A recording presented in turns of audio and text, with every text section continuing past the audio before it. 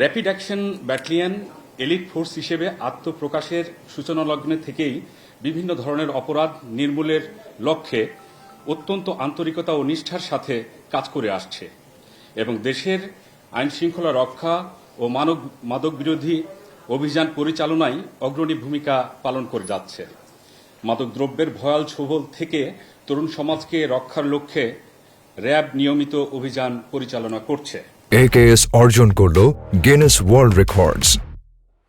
AKS এরই ধারাবাহিকতায় গতকাল অর্থাৎ 30/7/2026 তারিখ রাত অনুমান 22:10 ঘটিকায় ঢাকা জেলার কেরানীগঞ্জ মডেল থানার অধীন মধ্যচর দক্ষিণ বালুচর এলাকায় অভিযান পরিচালনা করে ইয়াবা তৈরির বিভিন্ন কাঁচামাল ও যন্ত্রপাতি সহ 4 জন সক্রিয় মাদকদ্রব্য ইয়াবা উৎপাদনকারী ও ব্যবসায়ীকে গ্রেপ্তার করেছে র্যাব 10।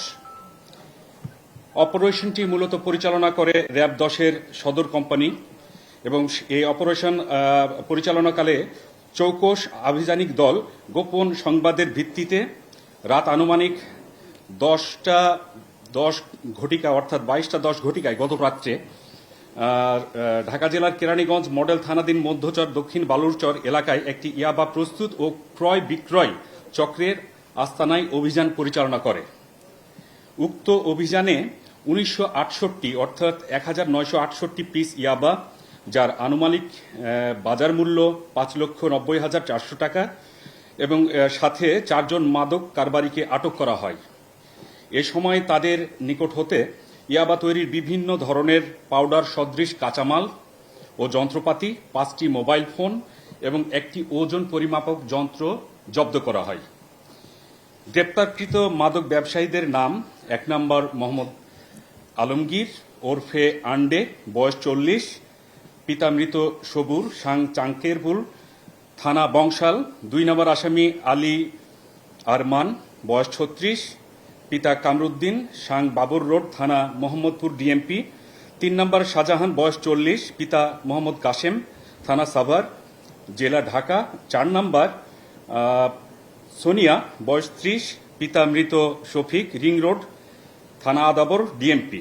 এই বলে আমরা প্রাথমিকভাবে জানতে পারি।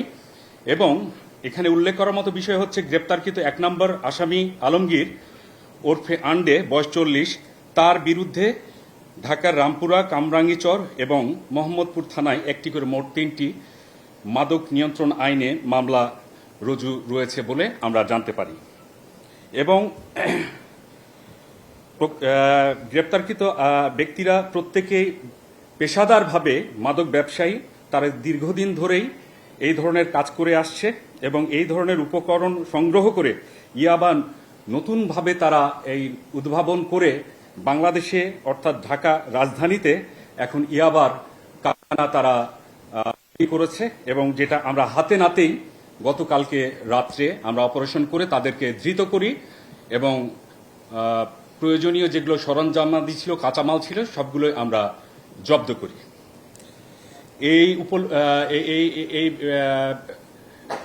লক্ষ্যে তাদের যে প্রয়োজনীয় আমাদের কার্যক্রমগুলো সেগুলো চলমান রয়েছে। তাদেরকে আমরা চালান দিয়েছি এবং মামলার রুজু প্রক্রিয়াধীন রয়েছে।